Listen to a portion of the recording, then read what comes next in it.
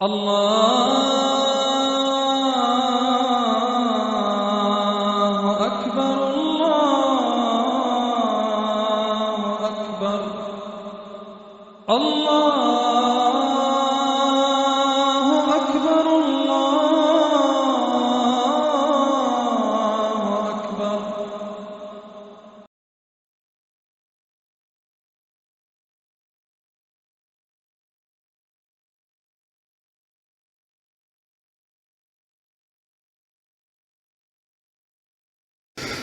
الحمد لله وكفى والصلاة والسلام على سيد الرسل وخاتم الأنبياء أما بعد فقد قال الله تبارك وتعالى في القرآن المجيد والفرقان الحميد فأعوذ بالله من الشيطان الرجيم بسم الله الرحمن الرحيم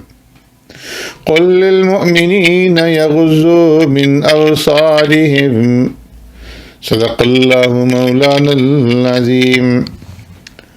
معزز سامعین و ناظرین، السلام علیکم ورحمۃ اللہ وبرکاتہ.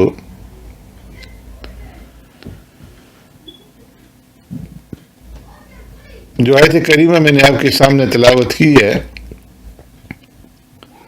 اس میں اللہ تبارک و تعالی نے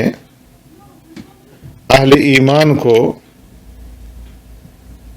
اس بات کا حکم دیا ہے کہ وہ اپنی نظروں کی حفاظت کریں اور اپنی نگاہوں کو نیچے رکھیں. سب سے بڑی چیز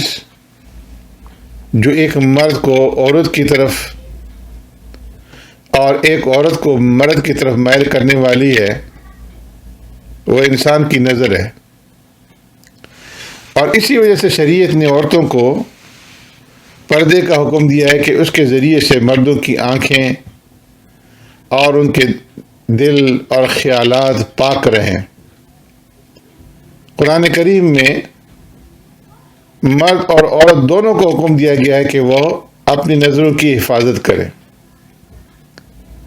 مردوں سے فرمایا کہ قل للمؤمنین یغضوا من ابصارہم، میرے محبوب آپ مسلمان مردوں سے کہہ دیجئے کہ اپنی نگاہیں نیچی رکھیں. اور اسی طریقے سے اہل ایمان عورتوں کو اللہ رب العزت نے حکم دیا وقل للمؤمنات یغضضن من ابصارہن، کہ میرے محبوب مسلمان عورتوں سے فرما دیجئے کہ وہ اپنی نگاہیں نیچے رکھیں. حضرت عبداللہ بن مسعود رضی اللہ تعالیٰ عنہ سے روایت ہے کہ پیارے پیغمبر صلی اللہ علیہ وسلم نے ارشاد فرمایا، نظر شیطان کے تیروں میں سے ایک زہریلا تیر ہے. جو شخص دل کی چاہت کے باوجود اپنی نظر پھیر لے اور جس کو دیکھنا جائز نہیں اسے نہ دیکھے، تو اللہ تبارک و تعالیٰ اس کے بدلے میں اس کو ایسا پختہ ایمان نصیب فرمائیں گے کہ جس کی لذت وہ اپنے دل کے اندر محسوس کرے گا. حضرت جابر بن عبداللہ رضی اللہ تعالیٰ عنہ سے روایت ہے، سألت رسول اللہ صلی اللہ علیہ وسلم عن نظر الفجاعۃ فأمرنی ان اصرف بصری. فرماتے ہیں کہ میں نے پیارے پیغمبر صلی اللہ علیہ وسلم سے دریافت کیا، پوچھا کہ کسی نامحرم عورت پر اچانک نظر پڑ جائے تو کیا کرنا چاہیے؟ تو پیارے پیغمبر صلی اللہ علیہ وسلم نے ارشاد فرمایا کہ فوراً نظر کو ہٹا لو. حضرت حسن بصری رحمۃ اللہ تعالی علیہ سے مرسلاً مروی ہے، انہوں نے فرمایا کہ مجھے بابوسوق ذریعے سے یہ حدیث پہنچی ہے کہ ان رسول اللہ صلی اللہ علیہ وسلم قال لعن اللہ الناظر والمنظور الیہ، کہ پیارے پیغمبر صلی اللہ علیہ وسلم نے ارشاد فرمایا جو بد نظری کرے اس پر بھی اللہ کی لعنت ہو، اور جو بد نظری کے لیے اپنے آپ کو پیش کرے، اپنے حسن کو دوسروں کو دکھائے، اس پر بھی اللہ کی لعنت ہو. ایک روایت میں ہے کہ آپ صلی اللہ علیہ وسلم نے فرمایا بد نظری آنکھ کا زنا ہے، اور جو عورت بن سنور کر میک اپ کر کے اس خواہش کے ساتھ باہر نکلتی ہے کہ نامحرم مرد مجھے دیکھیں، تو وہ عورت مردوں کی بدنگاہی اور بد نظری کا ذریعہ بنتی ہے۔ لہذا جتنے مرد بھی اس عورت کو دیکھ کر کے بد نظری کے گناہ میں مبتلا ہوں گے، ان سب کے گناہوں کے برابر اس عورت کو بھی گناہ ہوگا۔ اس لیے مرد اور عورت میں سے ہر ایک مسلمان بھائی اور بہن کو چاہیے کہ وہ اس بدنگاہی کے گناہ سے اپنے آپ کو بچائیں، کہ اس سے اعمال صالحہ تباہ ہو جاتے ہیں اور دل سے ایمانی خلاوت اور اعمال کی نورانیت نکل جاتی ہے۔ اور اس کے برعکس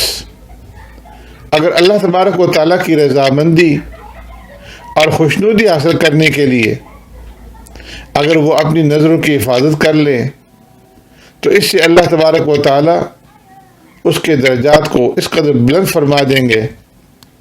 کہ اسے ہزاروں سال کے نوافل کی ادائیگی سے بھی یہ مقام حاصل نہ ہوگا۔ اسی طرح حدیث میں لباس کے اندر نمائش اور شہرت کی بھی ممانعت ہے۔ اگر کوئی آدمی مرد عورت کوئی اچھا یا امتیازی لباس اس لیے پہنے کہ تاکہ لوگوں میں اس کے لباس کا چرچا ہو، لوگ اس کے لباس کی تعریف کریں، اس لباس کے ذریعے وہ دوسروں پر اپنی بڑائی ظاہر کرے، جس طرح بعض عورتوں کی عادت ہوتی ہے کہ وہ اگر یہ دیکھ لیں کہ اس جیسا کپڑا کسی دوسرے نے بھی پہنا ہے تو اس کا استعمال ہی ترک کر دیتی ہیں کہ میری برابری کوئی دوسرا کیوں کرے، خاص طور پر جب اس سے کوئی قریبی رشتہ بھی ہو تو۔ فرمایا یہ تکبر کی علامت ہے، اور اس قسم کے لباس سے پیارے پیغمبر صلی اللہ علیہ وسلم نے منع فرمایا ہے کہ یہ عجب اور کبر کا باعث ہو سکتا ہے، جو اللہ کے نزدیک ذلت اور رسوائی اور ناراضگی کا موجب ہے، اور ایسا لباس پہننا حرام ہے۔ حضرت ام سلمہ رضی اللہ تعالیٰ عنہ فرماتی ہیں کہ پیارے پیغمبر صلی اللہ علیہ وسلم نے ارشاد فرمایا کہ جو شخص ایسا کوئی لباس پہنے جس سے وہ دوسروں پر بڑائی ظاہر کرے اور یہ کہ لوگ اس کی طرف دیکھیں، تو اللہ تبارک و تعالیٰ اس کی طرف نگاہ رحمت نہیں فرماتا جب تک کہ وہ اسے اتار نہ دے۔ ایک دوسری حدیث میں عبداللہ بن عمر رضی اللہ تعالیٰ عنہ سے مروی ہے،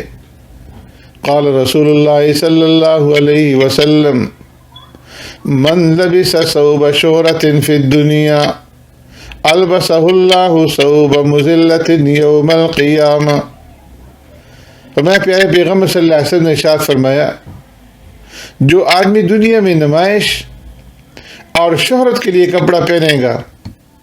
اس کو اللہ تبارک و تعالیٰ قیامت کے دن ذلت اور رسوائی کے کپڑے پہنائے گا۔ اور ایک دوسری حدیث میں